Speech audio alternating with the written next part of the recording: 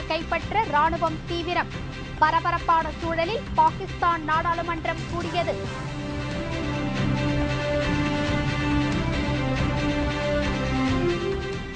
பொங்கல் பண்டிகையை முன்னிட்டு இலவச புத்தரிசி வெல்லம் வழங்குகிறார் கேப்டன் விஜயகாந்த். தேமுதிக தலைமை கழகத்தில் நாளை நிகழ்ச்சி.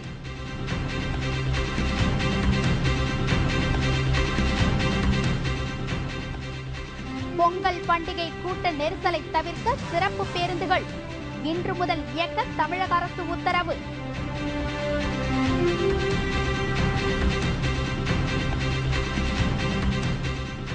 அந்தமான் பழங்குடியினரை சுற்றுலா பயணிகள் முன்பு ஆட வைத்த விவகாரம் உள்துறை அமைச்சகம் தீவிர விசாரணை.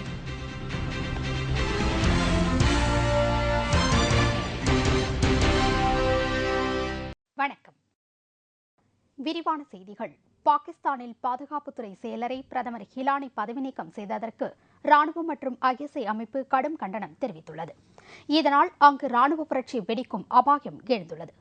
பரபரப்பான இந்த சூழ்நிலையில் அந்நாட்டு நாடாளுமன்றம் தற்போது கூடியுள்ளது.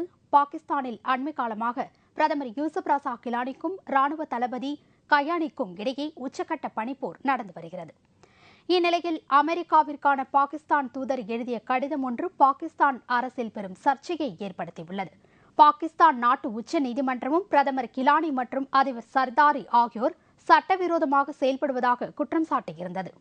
இது தொடர்ந்து கயானி மற்றும் ஐஎஸ்ஐ அமைப்பு தலைவர் பாட்ஷா ஆகிய இருவரும் அரசியல் அமைப்பு சட்டத்திற்கு எதிராக செயல்படுவதாக பிரதமர் கிலானி குற்றம் சாட்டியிருந்தார். இதையடுத்து பிரதமர் கிலானிக்கும் ராணுவ தலைவர் கயானி மற்றும் ஐஎஸ்ஐ தலைவர் பாட்ஷாவுக்கும் இடையே மோதல் ஏற்பட்டது. இந்நிலையில் பாதுகாப்புத்துறை செயலர் நயீம் காலித் லோதியை பிரதமர் கிலானி பதவி நீக்கம் செய்தது பெரிய அளவில் பிரச்சினையாக வெடித்துள்ளது. இந்த நடவடிக்கையை ஏற்க முடியாது என்று ராணுவ தளபதி கயானி திட்டவட்டமாக தெரிவித்துள்ளார். ராணுவம் மற்றும் உச்சநீதிமன்றத்தின் எதிர்ப்பு காரணமாக அடுத்த கட்ட நடவடிக்கை எடுக்க பாகிஸ்தான் நாடாளுமன்றத்தை தற்போது பிரதமர் கிலானி கூட்டியுள்ளார். இதற்கிடையே ராணுவ தளபதி கயானி மற்றும் ஐஎஸ்ஐ தலைவர் அகமது பாட்ஷா ஆகியோர் தனியாக கூட்டம் ஒன்றை கூட்டியுள்ளனர். இதில் ராணுவத்தை சேர்ந்த அனைத்து தலைவர்களும் கலந்து கொள்ள வேண்டும் என்று குறிப்பிட்டுள்ளனர். இதனால் பாகிஸ்தானில் 5வது முறையாக ராணுவ புரட்சி வெடிக்கும் அபாயம் எழுந்துள்ளது. பாகிஸ்தான் ஆட்சியை கைப்பற்ற மீண்டும் ராணுவம் முயற்சி செய்து வருவதாகவும் தகவல்கள் வெளியாகியுள்ளது. என்றதை செய்வோம் இல்லாதவருக்கே என்ற தேமுதிகவின் மூல முழக்கத்தின் அடிப்படையில் நாளை கோயம்பேட்டில் உள்ள தேமுதிக தலைமை அலுவலகத்தில் பொங்கல் விழா கொண்டாடப்படுகிறது. இதையொட்டி ஏழை எளிய மக்களுக்கு பொங்கல் பொருட்களை கட்சியின் நிறுவன தலைவர் கேப்டன் விஜயகாந்த் வழங்குகிறார். பொங்கல் விழா குறித்து கேப்டன் விஜயகாந்த் அண்மையில் அறிக்கை ஒன்றை வெளியிட்டார். இதில் சமுதாய நல்லிணக்கத்தை போற்றும் வகையில் அனைத்து பண்டிகைகளையும் தேமுதிக சார்பில் கொண்டாடுவது வழக்கம் என்று குறிப்பிட்டுள்ளார். கிறிஸ்துமஸ் பண்டிகை என்றால் கிறிஸ்தவ மக்களோடும், ரம்ஜான் பக்ரீத் பண்டிகை என்றால் இஸ்லாமிய மக்களோடும் சேர்ந்து தாம் கடைபிடித்து வருவதாகவும் கேப்டன் விஜயகாந்த் குறிப்பிட்டுள்ளார். அதேபோல் பொங்கல் பண்டிகையையும் கொண்டாடி வருவதாகவும் கேப்டன் விஜயகாந்த் தெரிவித்துள்ளார். என்றதை செய்வோம் இல்லாதவருக்கே என்ற தேமுதிகவின் மூல முழக்கத்தின் அடிப்படையில் நாளை கோயம்பேட்டில் உள்ள தேமுதிக தலைமை அலுவலகத்தில் பொங்கல் விழா கொண்டாடப்படுகிறது. அப்போது ஏழை எளிய மக்களுக்கு பொங்கல் பொருட்களான புத்தரிசி, வெல்லம், முந்திரி, ஏலக்காய், கரும்பு போன்ற பொருட்களை கேப்டன் விஜயகாந்த் வழங்குகிறார். பொங்கல் பண்டிகையை முன்னிட்டு சென்னையில் இருந்து வரும் 14ஆம் தேதி முதல் சிறப்பு பேருந்துகள் இயக்கப்படும் என்று தமிழக அரசு அறிவித்துள்ளது. பொங்கல் மற்றும் தீபாவளி பண்டிகையை முன்னிட்டு சென்னையில் இருந்து தென் மாவட்டங்களுக்கு செல்பவர்களின் எண்ணிக்கை ஆண்டுதோறும் அதிகரித்து வருகிறது. ஏராளமான மக்கள் தென் மாவட்டங்களில் இருந்து சென்னையில் தங்கி வேலை பார்த்து வருவதால் பண்டிகை காலங்களில் சொந்த ஊருக்கு செல்வது வழக்கம். இதற்காக தென்னக ரயில்வே சிறப்பு ரயில்களை இயக்கி வருகிறது. இந்நிலையில் சென்னையில் இருந்து கிளம்பும் சிறப்பு ரயில்களில் முன்பதிவு தொடங்கிய சில மணி நேரத்திலேயே முடிவடைந்ததால் ஏராளமான மக்கள் ஊர் செல்ல முடியாமல் அவதிப்பட்டு வருகின்றனர். எனவே கூட்ட நெரிசலை தவிர்ப்பதற்காக தமிழக அரசு பொங்கல் சிறப்பு பேருந்துகளை இயக்க முடிவு செய்துள்ளது.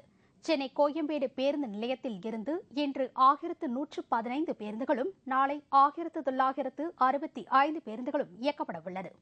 வரும் 14ஆம் தேதி முதல் 17ஆம் தேதி வரை சிறப்பு பேருந்துகள் இயக்கப்படும் என்று தெரிவித்துள்ள தமிழக அரசு, பொங்கலுக்கு பின்னர் 17ஆம் தேதி முதல் 22ஆம் தேதி வரை இதே அளவு பேருந்துகளை இயக்கவும் முடிவு செய்துள்ளது. மேலும் பொங்கல் நாளன்று தேவைக்கு ஏற்ப சிறப்பு பேருந்துகள் இயக்கப்படும் என்றும் தமிழக அரசு அறிவித்துள்ளது. தனியார் பேருந்துகளில் வழக்கத்தை விட கூடுதலாக கட்டணம் வசூலித்தால் கடும் நடவடிக்கை எடுக்கப்படும் என்று தமிழக அரசு எச்சரித்துள்ளது. அந்தமானில் சுற்றுலா பயணிகளை மகிழ்விக்க பழங்குடியின மக்களை நடனமாட செய்த விவகாரம் சர்வதேச அளவில் பெரும் பரபரப்பை ஏற்படுத்தியுள்ளது. அந்தமான் நிக்கோபார் தீவுகளில் ஜாவாராஸ் எனப்படும் பழங்குடியின மக்கள் வசித்து வருகின்றனர். இயல்பாக இந்த பழங்குடியின மக்கள் அடர்ந்த காட்டுப்பகுதியில் வசித்தாலும் நாகரிக உலகின் சாயல்கள் எதையும் இவர்கள் பின்பற்றாததாலும் இன்றளவும் உடை உடுத்தாமல் இயற்கையான உணவுகளையே உண்டு வருகின்றனர். அடர்ந்த காட்டுப்பகுதியில் வசிப்பதால் சுகாதாரம் குறித்த அடிப்படை விவரம் தெரியாத காரணத்தால் இச்சமூகத்தைச் சேர்ந்த பெரும்பாலானோர் இறந்துவிட தற்போது 403 பேர் மட்டுமே உயிரோடு உள்ளனர். இந்த சமூக மக்களை காப்பாற்றும் பொருட்டு மத்திய அரசு பல்வேறு நடவடிக்கைகளை மேற்கொண்டு வருகிறது. அதன்படி இம்மக்கள் வசிக்கும் பகுதிக்கு செல்லும் பாதைகளை மத்திய அரசு முடிவுள்ளது. இந்நிலையில் அந்தமான் வந்துள்ள வெளிநாட்டு சுற்றுலா பயணிகள் சிலர் இந்த ஜாவாரா பழங்குடியின மக்களை பார்க்க சென்றுள்ளனர். அப்போது சுற்றுலா பயணிகளை மகிழ்விக்க பழங்குடியின பெண்களுக்கு இனிப்புகள் மற்றும் உணவு பண்டங்களை வழங்கி நடனமாட செய்த தகவல் வெளியாகி பரபரப்பை ஏற்படுத்தியுள்ளது. பழங்குடியின மக்களை இழிவுபடுத்தும் வகையில் செய்தி வெளியிட்ட நிறுவனங்களுக்கு அந்தமான் நிக்கோபார் அரசு நோட்டீஸ் அனுப்பியுள்ளது. இதைத் தொடர்ந்து அந்தமான் சம்பவம் தொடர்பாக அறிக்கை அளிக்குமாறு மத்திய உள்துறை அமைச்சகம் கேட்டுக் கொண்டுள்ளது. இச்சம்பவம் சர்வதேச அளவில் பெரும் பரபரப்பை ஏற்படுத்தியுள்ளது. சில்லறை வர்த்தகத்தில் குறிப்பிட்ட பொருள் மீதான 100% அந்நிய முதலீட்டிற்கு மத்திய அரசு அனுமதி வழங்க முடிவு செய்துள்ளதற்கு மார்க்சிஸ்ட் கம்யூனிஸ்ட் கட்சி பொதுச் செயலாளர் பிரகாஷ் காரத் கண்டனம் தெரிவித்துள்ளார். அந்நிய நிறுவனங்கள் வெளிநாடுகளில் தயாரித்து இந்தியாவில் விற்பனை செய்ய திட்டமிட்டுள்ள குறிப்பிட்ட பொருட்களுக்கு மத்திய அரசு 100% அனுமதி வழங்க முடிவு செய்துள்ளது. ஹைதராபாத்தில் நேற்று செய்தியாளர்களை சந்தித்த பிரகாஷ் காரத் மத்திய அரசின் இந்த முடிவுக்கு எதிர்ப்பு தெரிவித்தார்.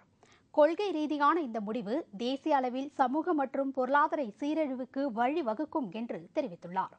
ஏற்கனவே சில்லறை வர்த்தகத்தில் 51% நேரடி அந்நிய முதலீட்டிற்கு மத்திய அரசு அனுமதி வழங்க முடிவு செய்ததற்கு எதிர்ப்பு கிளம்பியுள்ள நிலையில் சில்லறை வர்த்தகத்தில் குறிப்பிட்ட பொருட்கள் மீது 100% அந்நிய முதலீட்டிற்கு மத்திய அரசு அனுமதி வழங்குவதை உடனடியாக நிறுத்தி வைக்க வேண்டும் என்றும் குறிப்பிட்டுள்ளார்.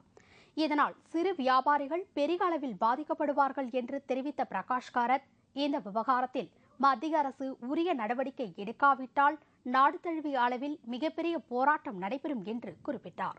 And our party has decided that if the government goes ahead with this FDI in retail, we shall conduct a countrywide movement to stop such retail chains opening their supermarkets and shops in India.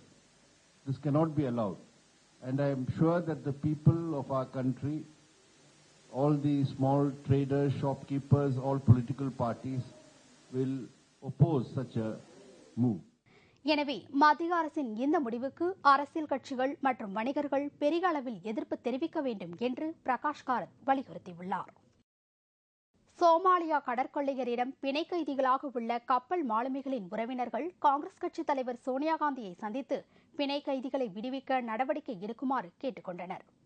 2010ஆம் ஆண்டு March மாதத்தில் இந்திய கப்பலில் தலைமை அலுவலராக இருந்த தீரஜ்குமார் என்பவரும் மற்றும் சில கப்பல் ஊழியர்களும் சோமாலிய கடற்கொள்ளையர்களால் தாக்கப்பட்டு பிணை கைதிகளாக வைக்கப்பட்டனர். இதன் தொடர்பாக பாதிக்கப்பட்ட குடும்பத்தினர் பிரதமர் மன்மோகன் சிங்கையும் நாடாளுமன்ற சபாநாயகர் மீரா குமாரையும் எதிர்க்கட்சித் தலைவர் சுஷ்மா ஸ்வராஜையும் சந்தித்து முறையிட்டுள்ளனர். ஆனால் எந்த நடவடிக்கைகளும் மேற்கொள்ளப்படவில்லை என்று தெரிகிறது. எனவே தீரஜ்குமாரின் தகப்பனாரும் பாதிக்கப்பட்ட ஊழியர்களின் குடும்பத்தாரும் இன்று புதுடெல்லியில் காங்கிரஸ் கட்சித் தலைவர் சோனியா காந்தியை நேரில் சந்தித்து பிணை கைதிகளை மீட்பதற்கு உடனடி நடவடிக்கை மேற்கொள்ளுமாறு கேட்டுக் கொண்டனர். இலங்கை கடற்படையால் சிறைப்பிடிக்கப்பட்ட நாகை மீனவர்கள் 11 மீனவ கிராமங்கள் காலவரையற்ற வேலைநிறுத்தத்தை தொடங்கினர்.